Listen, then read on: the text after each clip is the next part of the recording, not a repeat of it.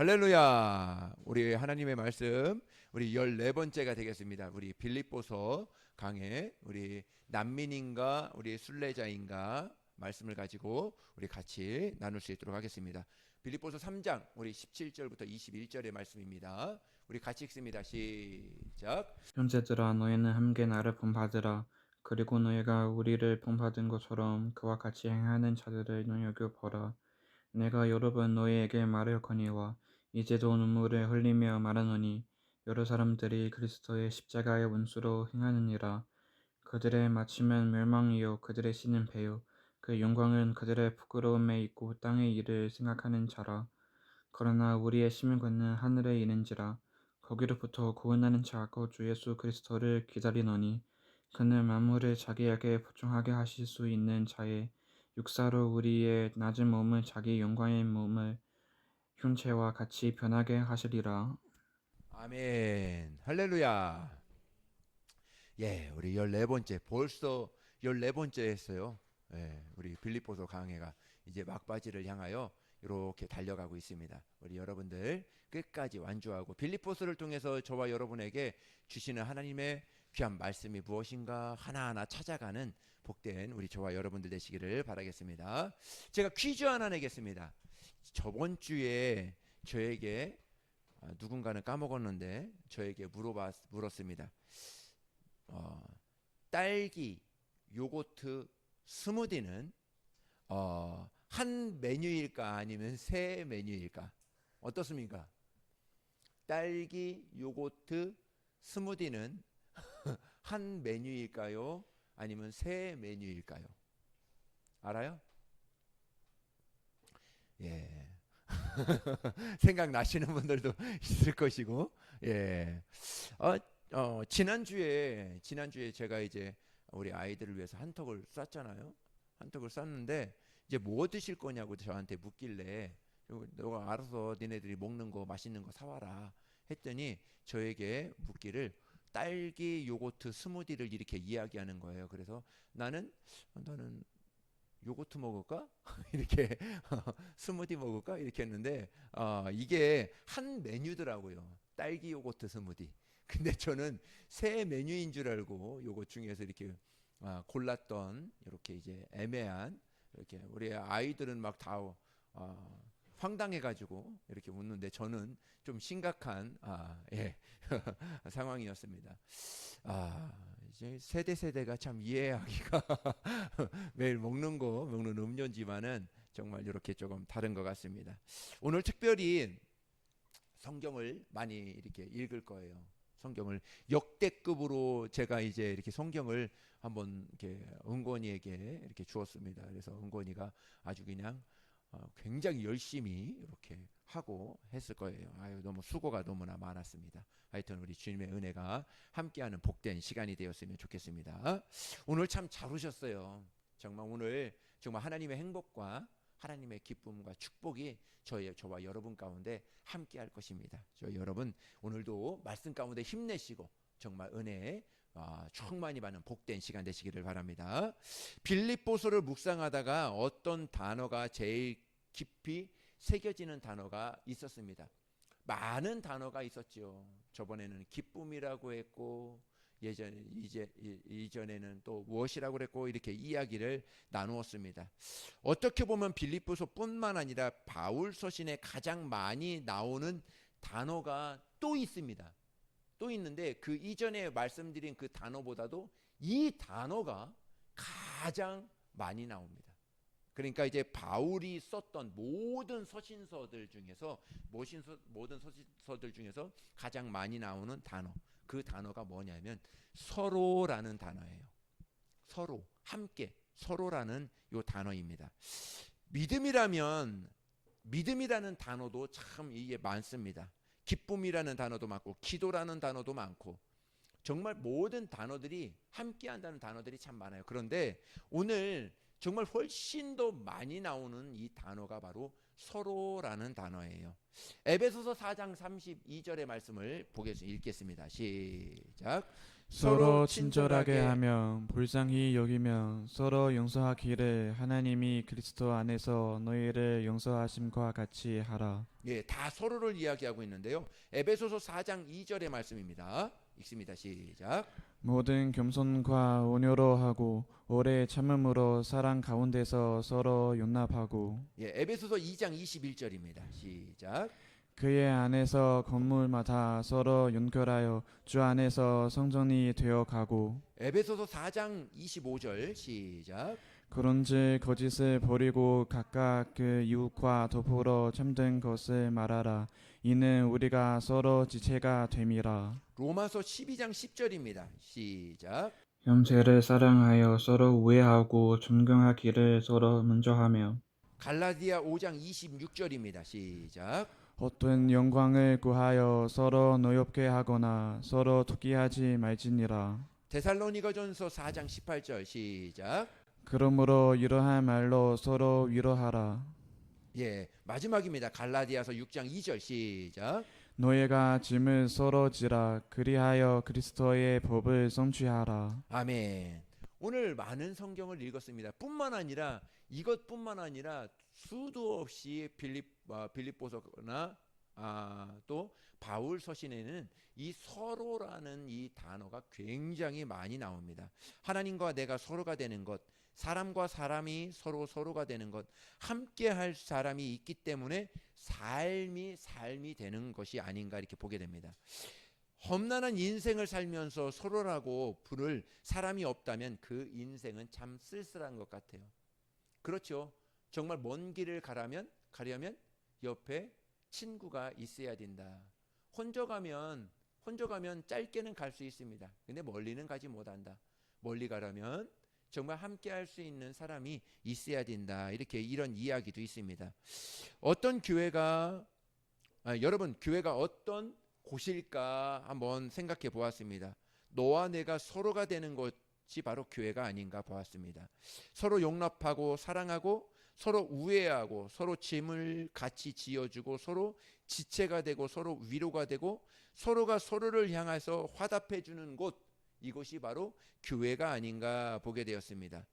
아름다운 서로가 되기 위해서 가장 중요한 덕목이 있습니다. 자기를 부인하는 거예요. 자기 권리를 포기하는 것입니다. 정말 그리스도의 주권을 인정해 주는 거예요. 내가 옳으냐 네가 옳으냐, 교회 안에서 내 말이 맞냐 내 말이 맞냐, 그것이 아니에요. 조금 틀리면 좀 어때요? 조금 다르면 좀 어때요? 아무 상관없어요. 똑같을 수 없어요. 쌍둥이도 틀려요. 쌍둥이도 자기 생각들이 틀려서 싸웁니다. 같은 식구도 다 싸워요. 생각이 틀리니까. 교회 안에는 그렇습니다. 다 생각이 틀리고 다 가치관이 틀리고 다 틀린 사람들이 다 다르게 생활했던, 다른 환경에 있었던 사람들이 다 모인 곳이에요. 중요한 것은 여기서 누구를 부인해라고요? 자기를 부인해라. 그러니까 나의 것이 드러나면 안 된다. 교회에서는 나의 성격과 나의 의와 내 생각이 드러나는 것보다 내 생각, 내 모든 것을 부인하고 내 것을, 모든 것을 다 가치관을 내려놓고 누구의 주권을 인정해라? 누구의 주권? 몰라요? 누구의 주권? 예수님의 주권, 그리스도의 주권, 예수님의 주권을 인정해라. 그러니까 내 말이 맞고 저 사람 말이 틀린다 할지라도 너 틀렸어 이렇게 이야기하는 것보다 그리스도의 주권을, 하나님이 저 사람을 이렇게 보내주시고 저 사람은 아직 어리기 때문에, 신앙적으로 어리기 때문에 자기 것을 드러내는 것 뿐이야. 내가 안아주어야 할 대상이구나, 이렇게 해석해내는 거예요. 그냥 내 말이 맞고 저 사람 말이 틀리니까 내가 저 사람을 배척하고 과시하라는 것이 아니라 그리스도의 마음으로 저 사람을 안아주어라, 서로로 만들어라, 이렇게 이야기하는 것이죠. 자그마한 무리가 모였을지라도 자그마한 그러한 가정들이 있을지라도 서로 생각이 달라서 싸우는 가정들이 얼마나, 자식들과 싸우는 가정들이 얼마나 많습니까? 그런데 그것을 하나로 연결할 수 있는 것이 있다는 거예요. 뭐라고요? 자기를 부인하고 자기 권리를 포기하고 그리스도의 사랑으로 그 가정을, 내 옆에 있는 형제 자매들을 바라보라는 것이죠. 그러면 그 사람도 용납할 수 있습니다. 용서할 수 있죠. 사랑으로 안아줄 수 있다는 것이죠. 나를 부인해야 주를 따를 수 있다는 것입니다. 내 고집, 내 욕심, 내 권리 정말 챙겨서는 절대로 교회가 교회될 수가 없고 가정이 가정이 될 수 없는 것이죠. 예. 그래서 주님은 제자들에게 누구든지 나를 따라오려거든 자기를 부인하고 자기 십자가를 지고 나를 따르라 이렇게 이야기합니다. 이 말씀이 이해가 가실 것입니다. 주의 이름으로 축복합니다. 우리 믿음, 소망, 사랑이 넘치는 우리 서로가 되시기를 예수님의 이름으로 축복합니다. 우리가 빌립보서를 읽다가 바울이 충격적인 선포를 몇 번씩 하게 됩니다. 바울의 한마디 선포는 참 많은 의미를 우리에게 주게 되고 정말 그 선포로 말미암아 우리가 하나로 되는 것이 많습니다. 오늘 바울이 우리에게 주는 한 말씀이 있어요. 한 말씀이 있는데 그것이 바로 뭐냐면 너희는 함께 나를 본받으라 라는 단어입니다. 너희는 함께 나를 본받으라. 바울이 정말 이렇게 성도들을 향하여, 빌립보 성도들을 향하여 이렇게 할 수 있었던 배경들이 많이 나옵니다. 이 말씀을 묵상하다가 우리 믿음, 소망, 사랑의 교회 성도들 나를 본받으십시오 하고 제가 이렇게 할 자신이 없겠더라고요. 바울은 자신이 제자들과 교회들을 향하여 나를 본받으라 자신 있게 이야기하는데 말씀은 전하는 저에게는 정말 우리 성도들에게 나를 본받아라, 나를 본받으십시오 이렇게 할 자신이 참 쉽게 나오지가 않더라는 것이죠. 이것이 참 다른 것 같습니다. 여러분 어떻습니까? 여러분들 자녀들에게 얘들아 엄마가 이렇게 살아온 것처럼 너희들도 똑같이 살아봐. 아빠가 살아온 것처럼 너희들도 이렇게 살아봐. 할 수 있는 이렇게 권면할 수 있을까 한번 생각해 보았습니다. 내 아들을 바라보면서 어디선가 많이 본 것 같은데 가만히 보니까 내 모습이야. 그대로 말투와 행동이 그대로 아빠의 모습이고 엄마의 모습이고 정말 똑같아요. 어떤 면에서는 걸음걸이도 똑같아요. 걸음걸이도 정말 부모님을 똑 닮아가는 것이 바로 우리 아이들 같습니다. 바울처럼 얘들아 너희들 나를 한번 본받아라. 믿음의 사람으로서 정말 믿음은 바로 이런 거야. 주의 사람은 이렇게 살아야 돼 하고 나를 본받아라. 이렇게 할 자신이 있느냐 하는 것이죠. 나를 모르는 사람에게는 어쩌다가 포장해서 이렇게 이야기할 수 있을 것입니다. 그런데 나와 함께 같이 살고 나와 함께 공동체를 이루어가고 교회를 이루어가는 가까이에 있는 사람에게 나를 본받으십시오 하고 할 수 있는 자신이 저와 여러분에게는 있느냐 하는 것이죠. 여러분에게 주눅들거나 여러분들을 뭐라고 하는 것이 아닙니다. 어떻게 보면 나를 한번 돌아볼 수 있는, 내가 더 하나님 앞에 더 가까이 가야 되는 이유를 한번 찾자 하는 것이죠. 어느 목사님이 두 아들에게 용기를 내서 너희들은 나는 어떤 아빠니 하고 물어보았다고 합니다. 이 말을 물어보면서 스스로 무덤을 판 것이 아닐까 고민을 했다고 합니다. 답장이 왔습니다. 아빠는 우리에게 때로는 친구고 스승이고 때로는 인생의 멘토입니다. 정말 다행이다 싶었다 하는 그러한 이야기를 들었습니다. 저도 가만히 우리 아이들에게 아직은 묻지는 않았습니다. 가만히 한번 생각해 보았습니다. 나는 우리 아이들에게 어떤 아빠고 어떤 우리 교회에게 어떤 목사일까 한번 생각해 보았습니다. 어느 누군가가 목사님은 목사로서 사는 것이 어려운가, 아빠로서 사는 것이 어렵습니까? 라고 묻는다면 목사로서 사는 것이 많이 어려운 것 같습니다. 왜냐하면 믿음으로써 가정에서도 그렇지만 믿음으로써 보여줘야 되고 믿음으로써 권면할 때 나 자신도 그렇게 움직여야 되기 때문에 그런 것이죠. 바울은 오늘 빌립보 교인들에게 이렇게 이야기를 합니다. 너희는 나를 본받으라. 빌립보 교인뿐만 아니라 고린도에 있는 교회에게도 이렇게 이야기합니다. 고린도전서 4장 16절의 말씀입니다. 우리 읽습니다. 시작. 그러므로 내가 너희에게 권하노니 너희는 나를 본받는 자가 되라. 11장 1절의 말씀입니다. 시작. 내가 그리스도를 본받는 자가 된 것 같이 너희는 나를 본받는 자가 되라. 데살로니가전서 3장 9절입니다. 시작. 우리에게 권리가 없는 것이 아니요 오직 스스로 너희에게 본을 보여 우리를 본받게 하려 함이니라. 이렇게 이야기합니다. 여러분, 바울이 무슨 근거로 이렇게 나를 본받으라 교회마다 당당하게 선포할 수 있었을까? 그렇게 겸손했던 바울이 말을 바꾼 것처럼 보이면서 너희들 나처럼 살아봐, 나처럼 믿어봐, 이렇게 이야기를 합니다. 호언장담하면서 이야기를 합니다. 어떻게 보면 교만한 것 같습니다. 그런데 어떻게 이렇게 말하는 이유가 있습니다. 너희는 함께 나를 본받는 자가 되라. 함께라는 단어를 같이 씁니다. 어떻게 보면 바울이 이렇게 살았기 때문에 나를 본받으라 이렇게 하지만 바울은 함께라는 이야기를 써요. 나도 부족하다. 나를 본받기는 하지만 나도 하나님을 지금도 정말 본받기 위해서 함께 나와 함께 달려가자, 이런 뜻으로도 이야기를 한다는 것이죠. 내가 지금 이루었다함도 아니요 얻었다함도 아니요 아무것도 잡은 것이 없는 자처럼 뒤에 있는 것을 잊어버리고 표대를 향하여 부르심을 향하여 지금도 달려가고 있으니 너희도 나와 함께 서로가 되어서 오늘 한번 달려가 보자, 이렇게 이야기하는 것입니다.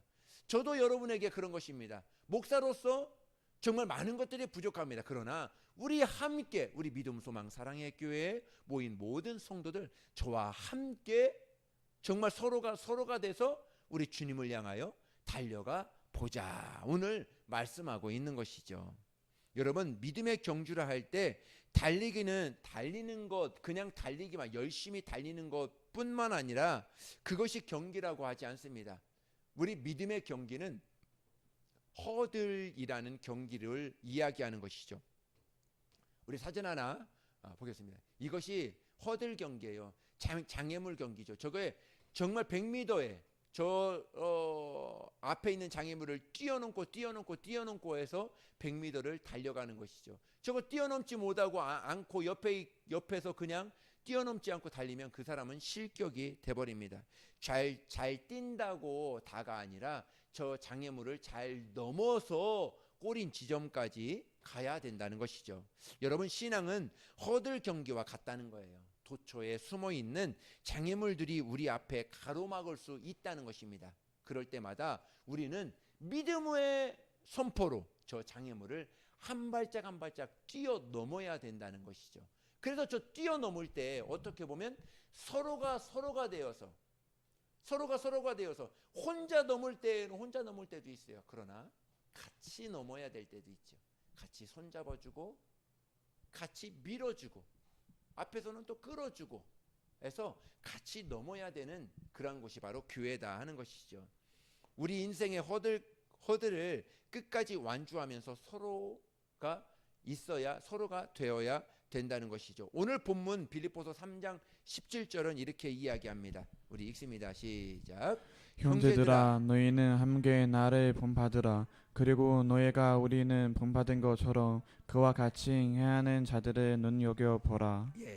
형제들아, 너희는 함께 나를 본받으라, 이렇게 이야기하면서 마지막 절에 뭐냐 하면은 그와 같이 행하는 자들을 눈여겨보라. 그러니까 바울이 이미 본을 보인 거예요. 야, 내가 서로가 되어서 내가 함께 이제 장애물을 넘는 함께 지금 걸어가고 있는데 이 사람들을 함께 너희들도 본받아라 하는 것이죠. 바울을 나 자신을 한번 본받아라. 그러니까 바울도 여기에 함께하고 있었던 사람들이 있었다는 것이죠. 누구죠? 두 사람이 계속 이제 강해를 하면서 두 사람을 계속 강조하면서 이야기했는데 기억나나요? 누구죠? 두 사람? 바울과 함께했던 두 사람. 첫째, 에시. 그리고 두 번째, DC. 디모데와 에바브로디도지요.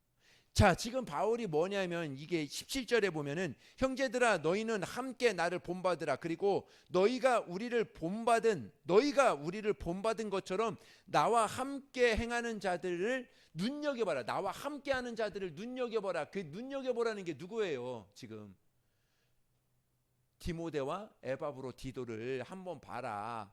나와 함께 정말 하나가 돼서 지금도 끊임없이 지금도 넘어가고 있지 않느냐. 지금 이 이야기를 하고 있는 것입니다. 어떻게 보면 지금 바울은 빌립보 교회에게 에바브로디도와 디모데를 보내면서 그들이 바울에게 그리고 빌립보 교회에게 어떤 사람인 것을 장황하게 설명하고 있다 하는 것이죠. 그는 나의 형제요. 형제 지금 누구를 이야기하는 거예요? 에바브로디도와 디모데를 이야기하는데 그는 나의 형제요 나와 함께 수고하고 나와 함께 군사된 자요 그는 사자로서 내가 쓸 것을 돕는 자요 그들은 자식이 아버지에게 함같이 나와 함께 복음을 위하여 수고한 자다. 이들 디모데와 에바브로디도가 나와 함께 표대를 향하여 믿음의 허들을 넘어가고 있는 것처럼 빌립보 성도들이여 당신들도 나와 이들과 같이 굴곡진 이 허들을 함께 넘어가 표대를 향하여 함께 달려가 보자 하고 바울은 이렇게 빌립보 성도들에게 지금 권면하고 있는 것이죠. 이런 기도를 해보았습니다. 짧지만 목회 여정이 함께 달려온 주의 사람들에게 감히 이런 말을 할 수 있는 목사가 되었으면 좋겠다 생각이 들었습니다. 나와 함께 믿음의 허들을 함께 넘어가며 서로가 되어서 앞에서 끌어주고 뒤에서 밀어주고 정말 함께 위로해주고 격려해주고 함께 울어주고 얼싸안고 함께 넘어가는 그러한 교회가 우리 교회가 되었으면 좋겠다. 한번 이렇게 말씀드리고 싶습니다. 내가 그리스도를 본받기 위해서 표대를 바라보며 달려왔던 것처럼 정말 나의 사랑하는 교우들이여 나와 함께 표대를 위하여 뒤의 것은 잊어버리고 부름의 상을 위하여 함께 서로를 위하여 달려갑시다. 오늘도 말씀드리고 싶은 것이죠.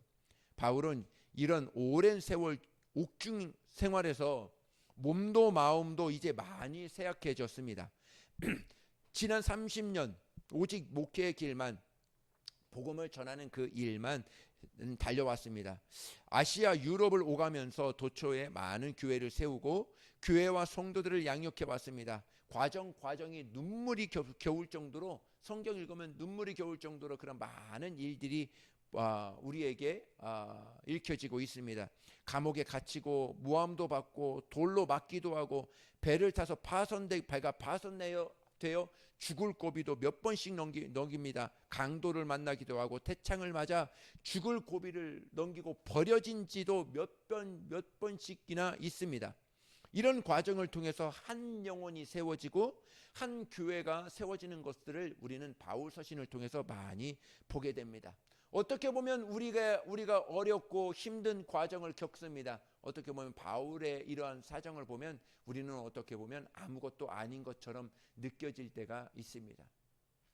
어떻게 보면 조금 더 힘을 내서 이러한 바울도 이렇게 많은 어려움들 중에서도 힘들지라도 죽을 고비를 넘길지라도 이와 같이 정말 오면서 영혼도 세우고 교회를 세웠던 것처럼 우리도 똑같이 정말 내가 디모데가 되고 내가 에바브로디도가 돼서 우리 교회가 아름답게 세워지고 또 영혼들이 왔을 때 그 영혼들을 정말 나와 똑같은 나를 본받으라 이렇게 얘기는 못할지라도 성도들은 처음 온 영혼들은 닮아가 정말 믿음 소망 사랑의 교회가 기쁨이 있고 소망이 있고 항상 웃고 잘 왔어 어서 와 하고 그냥 꼭 껴안아주고 뽀뽀는 못할지라도 정말 잘 왔다고 막 이렇게 격려해주고 그러면 그 아이들 처음 온 사람들도 그렇게 닮아가요.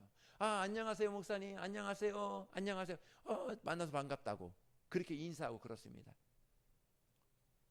우리를 닮아가는 거예요. 우리는 어떻게 보면 그런 것이죠. 조금 여러분들에게 먼저 온 여러분들에게 이렇게 권면드리고 싶습니다. 우리 교회를 어떻게 만들까? 우리 교회가 정말 기쁨이 있고 소망이 있고 사랑이 있고 그런 교회를 만들려면 내가 그렇게 되면 우리 교회는 그렇게 되고 오는 사람들은 그렇게 됩니다. 내가 그렇게 안 되고 그렇게 되기를 바라면 그거는 욕심이고 그것은 그렇게 되지가 않습니다.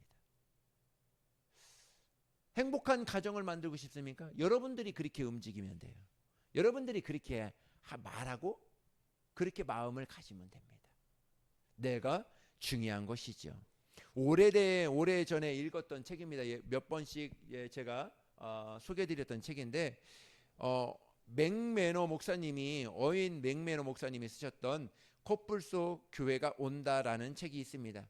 이 책의 목사님은 코뿔소는 시력이 근시라고 했습니다. 5m밖에 안 보여요. 여기서 저 끝까지도 안 보이는 것이죠. 반 정도밖에 안 보입니다. 달리는 속도가 그럼에도 근시면서도 달리는 속도가 60km입니다. 60km면은 짧은 속도가 아니에요. 그 속도가 약한 속도가 아닙니다. 코뿔소가 앞도 잘 보이지 않는데 이러한 엄청난 속도를 내면서 달리는 이유가 있습니다. 이 달리는 이유는 그렇게 앞도 안 보이면서 달리는 이유는 앞에 무슨 장애물이 있든지 어떤 장애물이 있든지 그 장애물이 내가 피하는 것이 아니라 내가 달려갈 때 그 장애물이 피해야 된다 하는 이러한 생각을 가지고 항상 이 코뿔소는 60km를 달릴 때 그렇게 달린다고 그래요. 우리도 교회가 바로 그런 것이다. 믿음의 사람들이 바로 그런 것이다 하는 것이죠. 정말 어떻게 보면 같이 서로가 되어서 같이 할 때도 같이 타협할 때도 있습니다. 그런데 믿음의 사람은 어떤 면에서는 정말 믿음의 교회라면 돌파할 수 있는 정말 과감하게 돌파할 수 있는 그러한 믿음의 영성도 우리에게는 필요하다 하는 것이죠. 여러분 사진 하나를 더 보여드리겠습니다. 요 사진입니다. 첫 번째 동그라미는 저거 뭐예요? 그렇죠. 마침표죠. 또 마침표에 꼬리가 달린 거는 뭐예요? 쉼표입니다.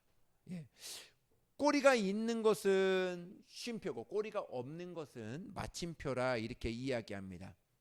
쉼표를 찍어야 될 자리에 마침표를 찍어야 되는 사람들이 있고 마침표를 찍어야 되는데 쉼표를 찍는 사람들이 있다는 것이죠. 우리는 어떻게 보면 하루하루에 어저께의 시간은 이미 마침표예요. 어저께의 시간은 이미 마침표라 그거는 돌아오지도 않고 어떻게 하지도 않아요. 그냥 그 사건으로 그냥 있었을 뿐이에요. 그거는 나에게 도움이 된다 안 된다? 도움이 안 된다. 그래서 그거는 마침표로 찍는 것입니다. 근데 오늘의 하루에 있어서 마침표를 찍는 사람들이 있어요. 오늘의 하루는 무엇을 찍냐면 무엇을 찍는다? 쉼표를 찍는다. 오늘의 하루는 그렇게 힘들지라도 그렇게 내가 모함을 당하고 그렇게 힘든 일을 겪었을지라도 뭐다? 오늘은 뭐다? 쉼표다. 잠깐 쉬어갈 수 있는 쉼표를 찍는 것뿐이지 마침표는 아니다 하는 것이죠.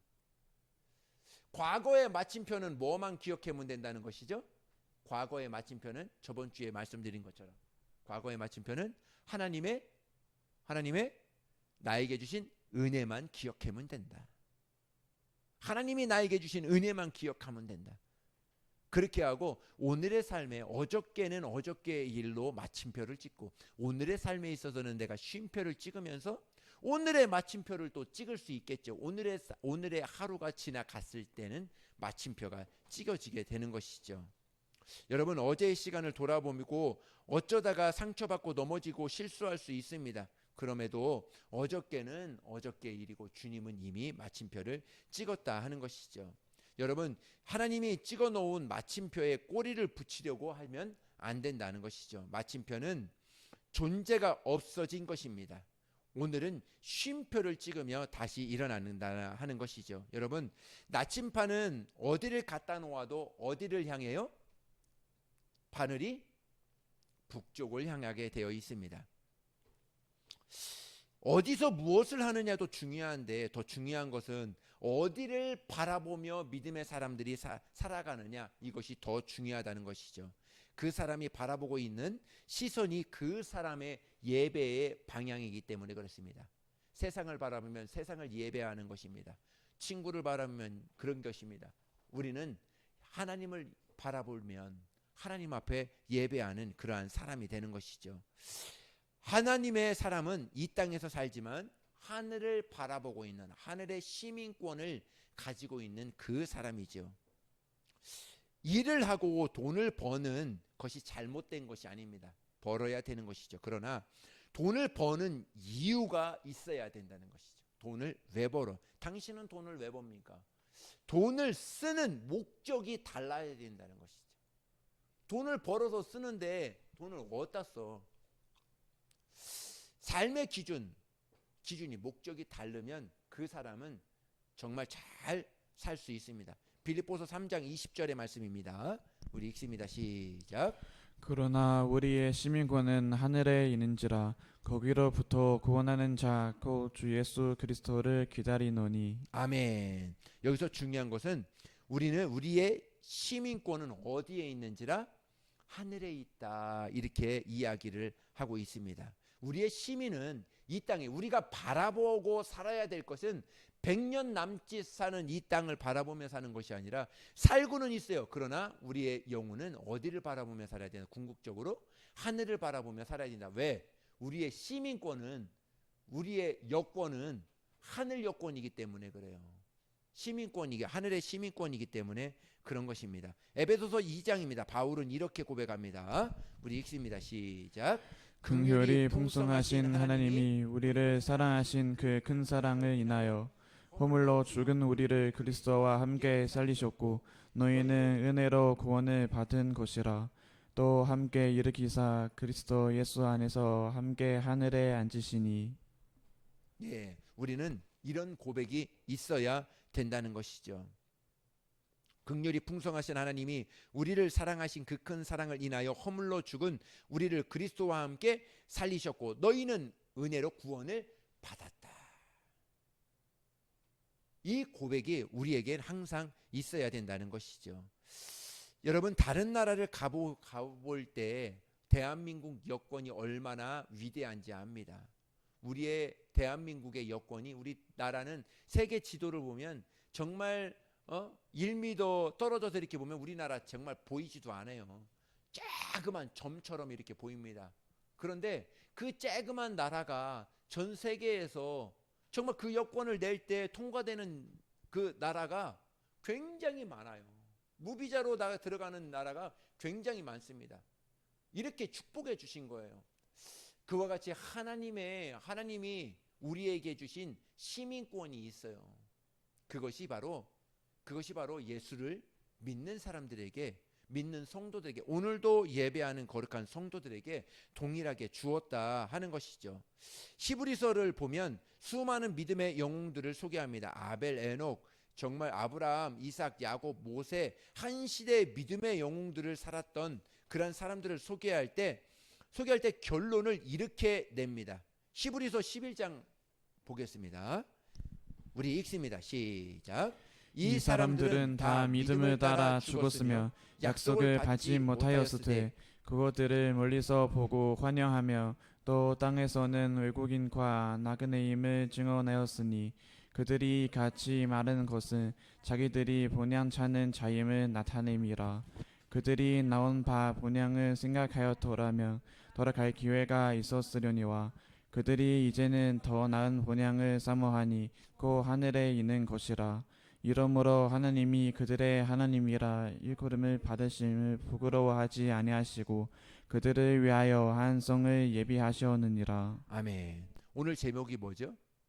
오늘 제목이 난민인가 아니면 순례자인가 하는 것이죠. 난민을 누구를 난민이라고 하죠? 난민은 나라가 없어요. 나라가 없고 그냥 거기서 힘들게 살아가죠. 근데 순례자는 뭐예요? 순례자는 첫째, 갈 곳이 있어요. 근데 지금 있는 여기가 자기 땅이 아니에요. 자기가 영원히 내가 살 곳이 아니에요. 여행자라 오늘 읽었던 외국인이라고 그랬죠. 외국인, 내가 외국 가면 그곳에서 오래 사나요? 여행 가면 압니다. 우리가 이제 선교를 가게 8월 달에 선교를 가게 되는데 선교를 가면 일주일 동안 갔다 오게 되는데 거기 필리핀에 가서 그냥 살 건가요? 아니죠. 갔다가 한국에 돌아오는 거예요. 왜 그러냐면 나는 한국 사람이기 때문에 여기에 내가 집이 있기 때문에 그런 것이죠. 똑같습니다. 우리는 난민이 아니에요. 이곳에서 살고 있는 난민이 아닙니다. 순례자일 뿐입니다. 이곳에 잠깐 들려서 선교하는 거예요. 내 인생에 있어서 조진우라는 사람에 있어서 내가 필리핀에 가서 일주일 동안 선교하고 내가 다시 이곳에 와서 내 가정에 와서 편안히 사는 것처럼 제가 그러죠.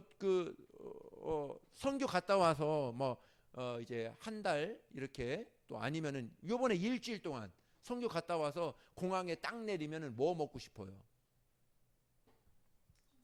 그렇죠. 아유, 다 알아. 김치찌개 먹고 싶어요. 된장찌개 먹고 싶고. 어? 그렇게 거기서 막 망고도 먹고 막 그거 막 두리안도 먹고 막 많이 먹잖아요. 과일 엄청 맛있는 거 많이 먹잖아요. 많이 먹고 와요. 그런데 오면은 뭐 먹고 싶어요? 그거 생각 안 나. 이제 그거 생각 안 나고 그냥 와서는 김치찌개 먹고 된장찌개 먹고 싶다고요. 그것이 고향이죠. 그것이 본향이라는 것입니다. 똑같아요. 우리가 그렇게 일주일 선교하고 한국에 와서 내가 먹고 싶은 거 편하게 집에 가서 뭐 아주 그냥 편하게 이렇게 있는 것처럼 똑같습니다. 우리가 정말 100년 남지 않은 그 시간에 우리가 이곳에서 선교하는 거예요. 이곳에서 예수님을 전하는 것이죠. 전하고 교회도 세우고 선교도 하고 많은 일들을 합니다. 그리고 난 다음에 우리가 본향이 어디예요? 이제 순례자니까 외국인이니까 여기 잠시 머물렀다가 이제 진짜 본향 천국에 가서 그곳에서 이제 하나님과 함께 그곳에서 누리며 살게 영원토록 사는 인생, 이것이 바로 믿음의 사람이라 오늘 이야기하고 있는 것입니다. 예수님이 이렇게 확정하십니다. 우리 같이 한번 읽도록 하시겠습니다. 마지막 절입니다. 시작. 너희는 마음에 근심하지 말라. 하느님을 믿으니 또 나를 믿으라. 내 아버지 집에 거할 곳이 많도다. 그러지 않으면 너희에게 일렀으리라. 내가 너희를 위하여 거처를 예비하러 가노니 가서 너희를 위하여 거처를 예비하며 내가 다시 와서 너희를 내게로 영접하여 나 있는 곳에 너희도 있게 하리라. 아멘. 예. 하나님은 그런 거예요. 지금 예수님도 이곳을 이야기하는 것이 아닙니다. 야, 너희 이곳에서 조금만 견뎌라. 조금만 더 열심히 하자 하고 이야기하는 거예요. 내가 너를 도와주고 있잖아. 내가 너와 함께하고 있잖아. 조금만 힘을 내자. 이렇게 이야기하고 있어요. 그리고 나서 내가 너희를 위하여 지금 거처를 준비하고 있어. 너희들이 영원히 살 그 거처를 예배하고 있어.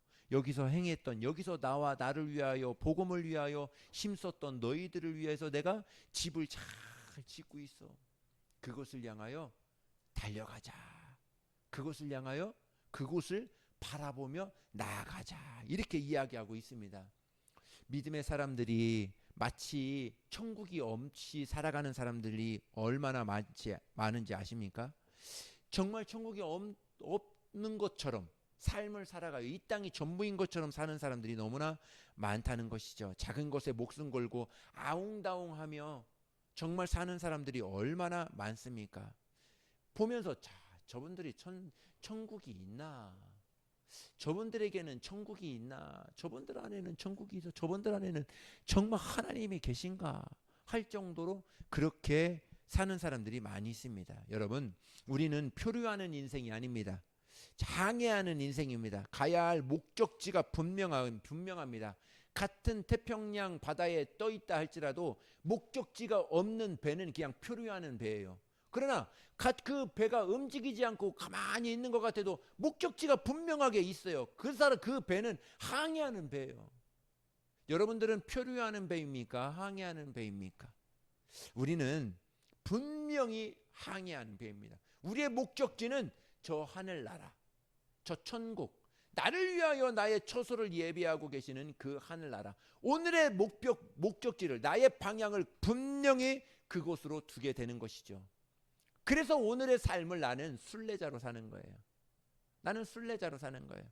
오늘의 삶을 내가 열심히 전도도 하고 열심히 이 사역도 하고 이렇게 살고, 가정도 자녀들도 이렇게 살고, 우리 자녀들도 믿음 잃지 않고 정말 그 믿음 안에서 살고, 내가 무엇을 하든지 무엇을 먹든지 무엇을 입든지 모든 것에 있어서 정말 주님을 위하여 오늘도 하는 사람들, 그 사람들이 복된 정말 하늘의 시민권, 순례자로 오늘의 삶을 사는 것이죠.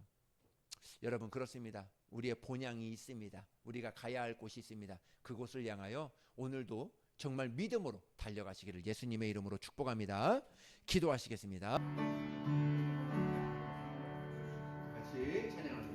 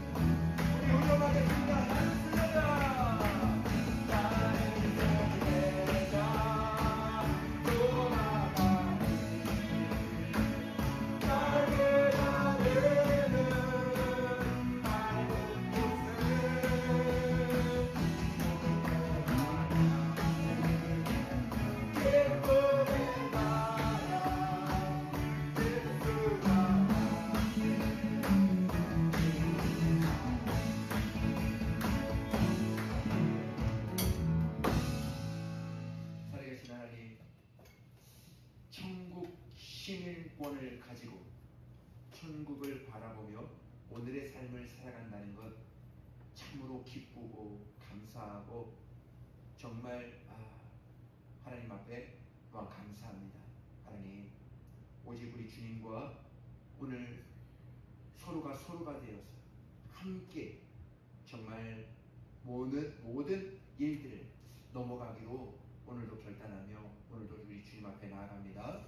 하나님, 우리 모든 성도들 일일이 기억하여 주시고 성령으로 기름 부어 주시옵소서.